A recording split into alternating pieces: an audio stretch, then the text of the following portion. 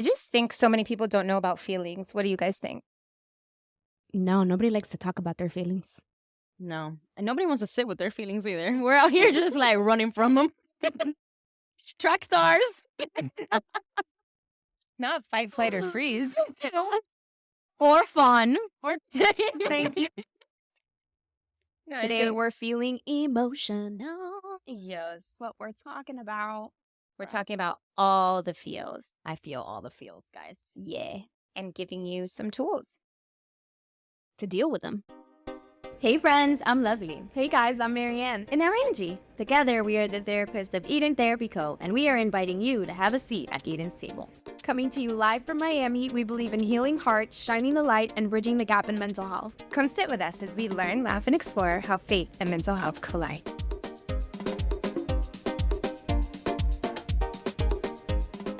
Ladies, are you ready to jump into this conversation? I'm pumped. Let's do it. Let's go.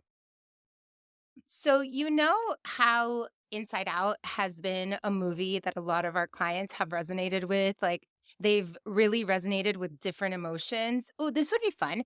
What emotion do you resonate with more from the movie and why? Oh my God. This is kind of embarrassing. But I don't know. Actually, maybe anxiety was my favorite. Like, she was just like, "Rrr." But also I love like anger. You're just like, "Quah." And his little flame head pops up. He's got attitude. He's got spunk. And I like it. He's got some spice.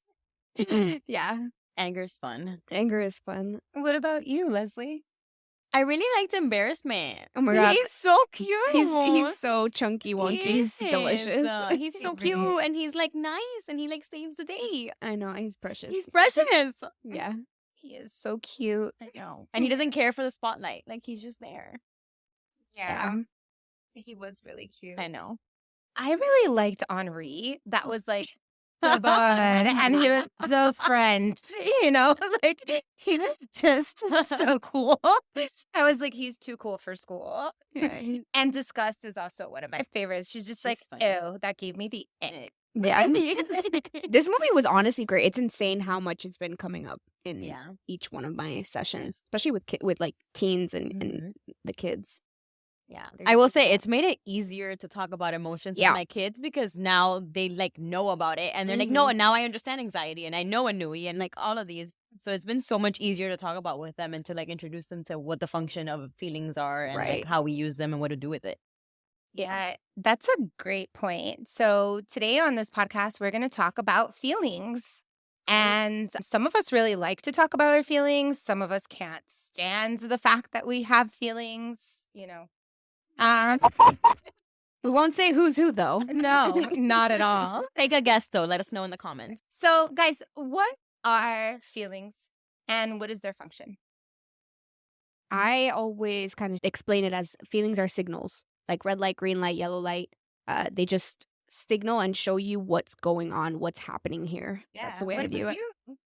I always like to say that the feelings, like our feelings only job is to communicate like what's going on inside of us. So like we know externally because we're aware and we see, and then like feelings kind of surface to let us know like what we're missing that's going on inside of us, like what's going on in our heart, what's going on in the back of our minds. And so they really just communicate to you like a deeper need that maybe we're unaware of. I think a lot of times with feelings, we just aren't aware because we're so externally focused and we're so looking for feelings in somebody else's face or looking for that feeling on TikTok or looking for that feeling somewhere else that we've neglected our inside. So we've neglected what it is that, whether it be a part of us that feels the way, which is another reason why I love the movie, because there's like all these little pieces that are talking, right? And that's kind of like how we are. We have all these different feelings and they're giving us so much information about what's going on. So I like to talk about feelings like they are your thermostat on the inside that kind of tell you what it is that is going on. So for me, an example would be like, Marianne, you talked about anger and how much you love anger in the movie, right? Like, not that you're an angry person, because I would say that's the farthest from the truth. Yeah. But I love the feeling of anger because it does so many things. And one of the things that it does is that it teaches you like what's okay and what's not okay. Yeah, Right? right. It's a boundary. Mhm. Yeah. Yeah. Which a lot of people, I think it's funny that you get the people that don't want to feel anger or like, oh no, everything's fine, nothing bothers me, and then you get the people that it's like, I hate everything. I hate everything. All they know how to do is express anger. So it could be like one of the easiest emotions because it's not okay. So for some people, it's like their boundary, like that fighter in them that's Yeah. like, no, I stand up for myself. Yeah. But then for other people, it's like, whoa, that's a negative emotion. You don't want to be angry. You don't want to feel angry. Don't even get me started on our lovely faith community.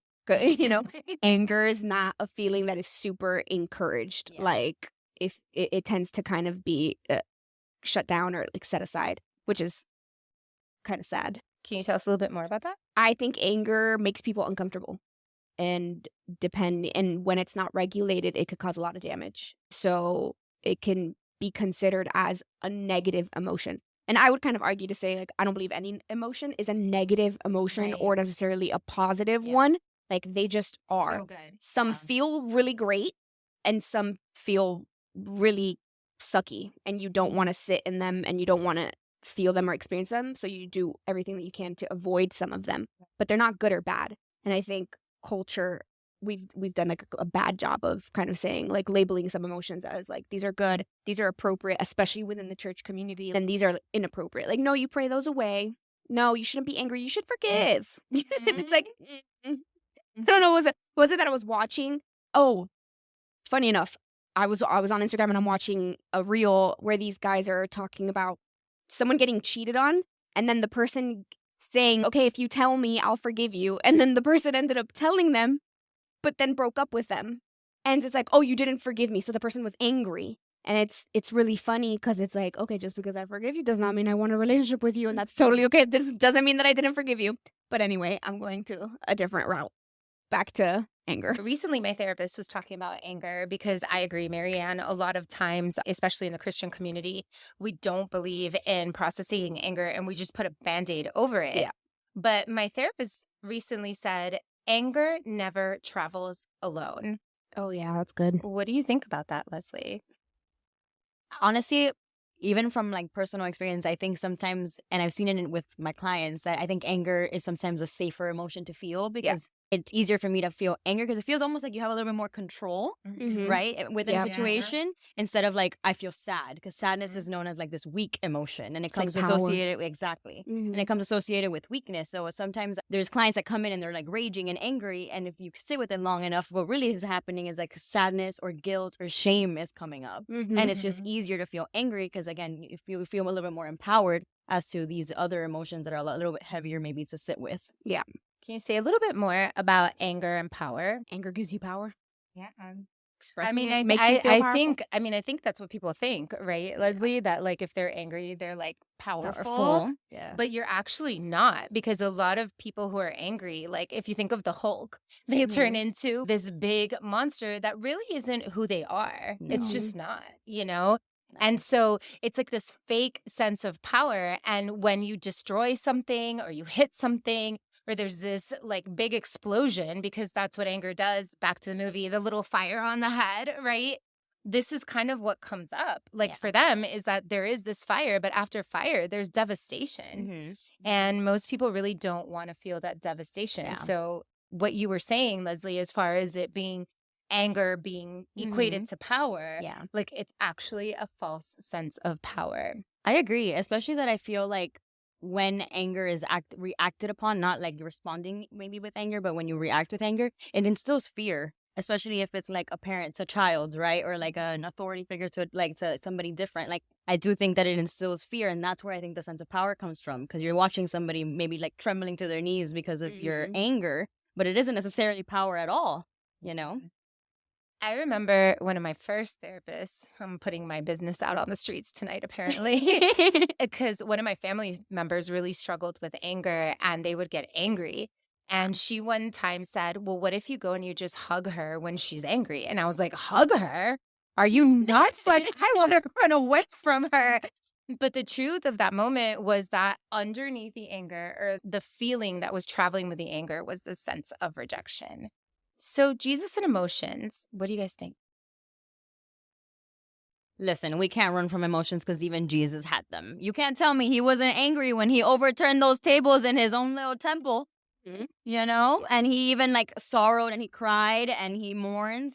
So we can't run It's from so him. interesting because I don't think we talk about this enough, but God is an emotional God. Yeah. Like he gave us, we don't have emotions for no reason. Like, Yeah. if we're made in his image, he also feels. And to the smallest scripture, it says Jesus wept. What does that tell you? Why was he crying? Because he experienced sadness. And I think people will describe themselves like, oh, you shouldn't follow your emotions. Like they shouldn't like lead you, or you can't be emotional. You have to make decisions like rationally. I don't think it's like either or. You can't just set emotions aside. I think they're meant to be taken into consideration because our God is a God that feels. Our God is an emotional God. Jesus sits with you in your emotion. That teaches us that we need to sit with our emotions and allow God to sit with us in the process as well. I mean, my favorite thing to read in the Bible is Jesus moved with compassion. And I think that in our generation, well, not my generation, y'all's generation, one of the things that I think we lack as just people is compassion. There's so much of objectification that happens. But if we go back, like with people, and if we go back to Jesus's days, like he moved with compassion. And I think a lot of our job is moving in compassion and understanding what it is to be in somebody else's shoes. Yeah. I agree with what both of you are saying. Like, to be a Christian doesn't mean to be devoid of emotions. Like, guys, he created us. Like, the emotions are there because he made them to be there. Exactly. It almost like irks me sometimes to hear others almost like a spiritual bypassing of like, well, if you trusted in God or if you had faith in God or if you had hope in God, then you wouldn't feel disappointed or you wouldn't feel sad or you wouldn't be, thinking about that still. You know what it is? And I don't think that that's fair, you know? It's totally not fair. Yeah, a lot of our work is not only having compassion for others, but teaching others to have compassion for themselves. Yeah, for sure. Because I think, everybody's their own toughest critic. Yeah. And a lot of when you think of like sitting with the majority of your clients, would you not agree that a lot of the work is them being kinder to themselves and allowing themselves to feel the things that they feel without moving away from that guilt and shame that comes with feeling feelings? Absolutely. Or understanding where the guilt and shame comes from. Because if we sometimes people give us shame or give us guilt and we're just like, okay, let me just take it and receive it. But it's not ours to begin with, and it's just not ours. Like if somebody harmed you to the point that you feel shame, right? The shame was given to you by that other person. And I mean, we could talk a lot about shame because there's good shame and bad shame. But yes, a lot of it is people turning inward again and having compassion for the feelings that come out for you. Yeah. One of the ways that I think I allow my clients to kind of get there when they're being like really hard on themselves or beating themselves up, I would stop them and say, would you tell your friend who was in your shoes the same thing? Yeah. And a lot of the times their eyes are like wide open and they're like, no, absolutely not. And I'm like, wow, that's interesting. That you'll talk to yourself this way. You'll think this way about yourself. You'll be so hard on yourself, but you wouldn't say that to anybody else that you love. One of the things that also gets to me within our community sometimes is you don't need medication. Like all you need to do is read the Bible and your feelings will be fine. Yeah. And that's so far from the truth because sometimes there is a biochemical need that needs to be addressed. And nowhere in the Bible does it say, and Jesus did not take medication, or did not tell you to take medication. And I only say that because sometimes people are branded as you're just overly emotional or you're just so depressed all the You're time. dramatic. Yeah. It's incredible. I don't think people realize like feelings are great. They're supposed to be there, but they're also meant to be regulated and managed.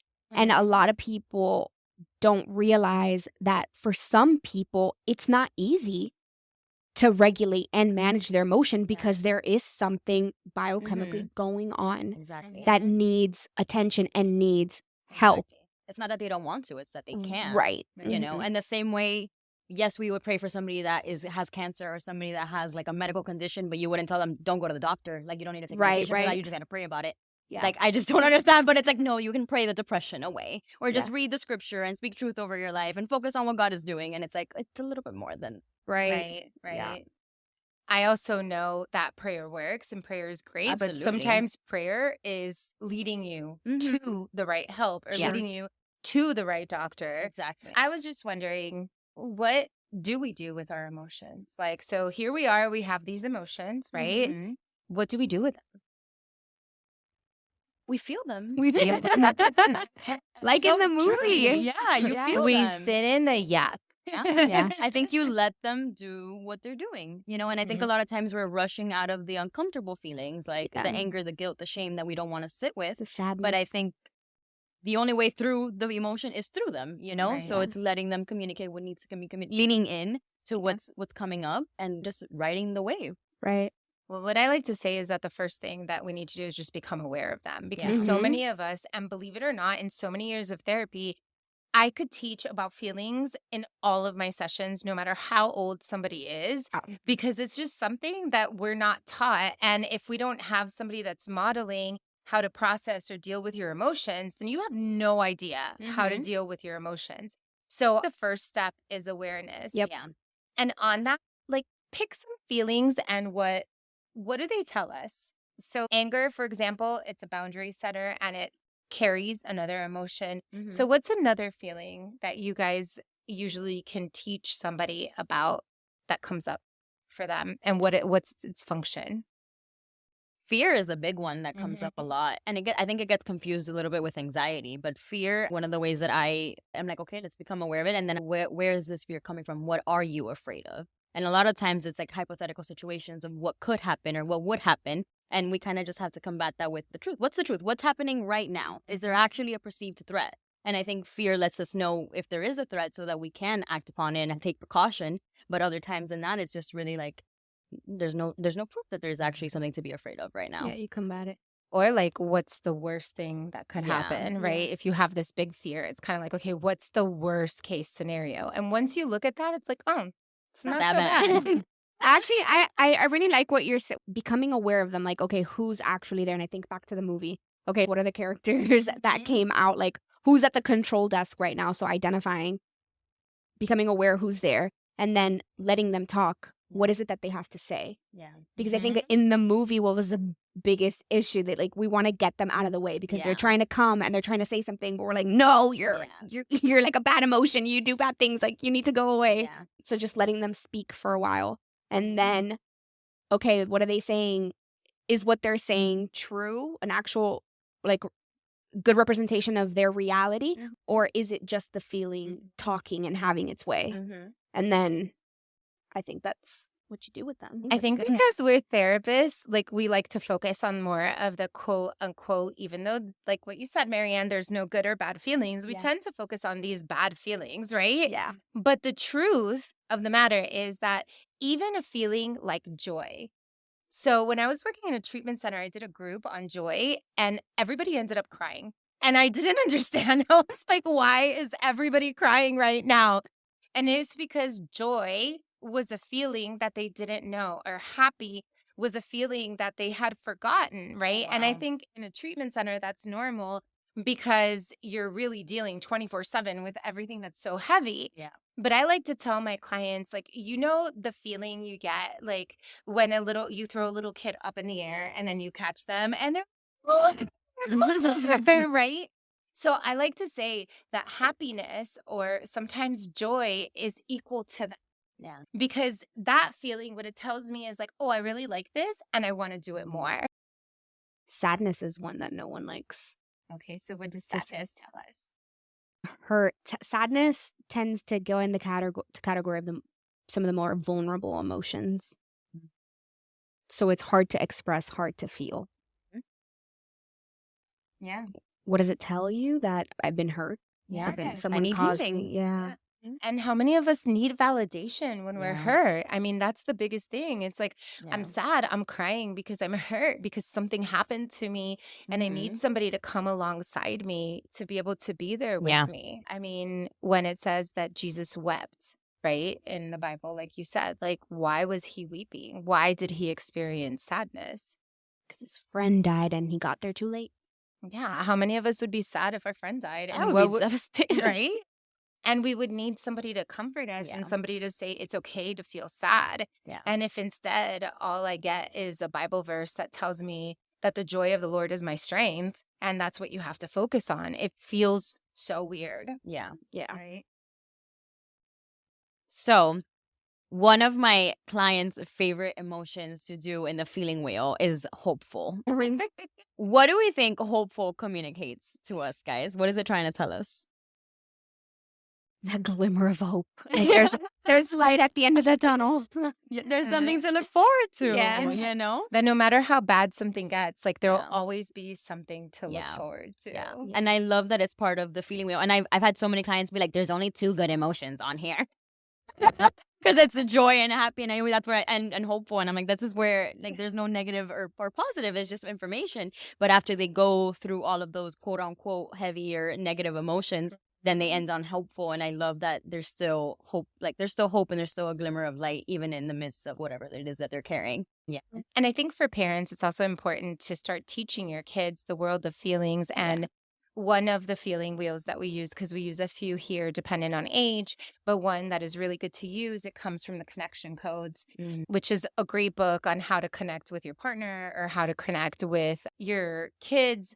But it just gets you ready to talk about the different feelings and what they mean. Right? And what's something that you use to talk about feelings with your clients or to work with feelings with your clients? Honestly, I use the feel wheel a lot. Like that is, I always have that on deck. It's funny because I think we automatically assume, oh, people know about feelings or people know how to identify what it is that they're feeling, but they don't at all. So I think always having that feel wheel on deck, be able to like, okay, what jumps out at you? And usually like they'll point at different words, because my favorite response is, I don't know. I have no idea. Okay, here's some help. Yeah. So that's the thing that I use most, honestly. Yeah, I think it's just very like a practical, good use. And it goes back to what we were talking about, that most people actually don't talk about their feelings and don't know what they are. Right. And it broods connection. Yeah. Like, Absolutely. You know, my favorite, and it's a game, so I feel like it's like lighthearted and it's fun. I play like feeling charades. So I'll put the different feelings in the cup, and I'll have like my client and I will like take turns like blindly picking one out and acting it out and having to guess like what the feeling is. And it's That's a good so one. much fun. Like I'm sure, Angie, you hear my clients and I do. acting out these feelings. Frequently. Yeah. I hear you acting out your feelings too. But not always in session. Just gosh. That's really, honestly, I I'm feel put gonna on use blast. that. I'm gonna use that. I'm gonna use that game. You know, it's so much fun, and it allows your clients to be able to identify emotions in other people. Where that's where I think build compassion. Because when I remember I acted out sadness in one of my clients, and she was like, were you okay? Yes, I'm acting, but thank you. Not Leslie, the actress. How can I say, guys? It comes naturally. Oh my gosh, guys. I hadn't shared this with you. This is actually really funny. Kind of sad, but funny. So I was in session with one of my teens and love them, but this is on Zoom. And we're kind of getting to the very end, like I'm just closing, we're talking about, and then they look at me and they're like, "Are you sad?" I was like, "No, I was." She's like, I'm like, "Why?" I thought I was kind of like, oh no, there was nothing on my face. And she's like, "I don't know. You look sad." It was like, thank you. You've so taught them well. taught them very well. Thank you. You know, it's been a day, but yeah. She's like, "That's okay." But also, Okay.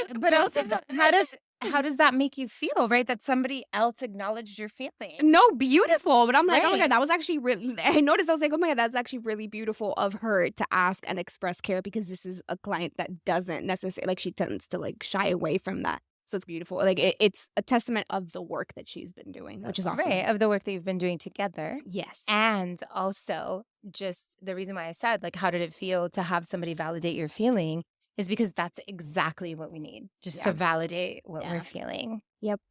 So I think that's the most healing component, honestly, of therapy. Like having someone sit with you and tell you, like, yeah, I get Absolutely. it. Yeah. and you can always sit with us. Yes, you can. Yes, you can. And just remember, feelings are our friends. They are not our enemies. Well, friends, thank you for tuning in. And remember, freedom is possible.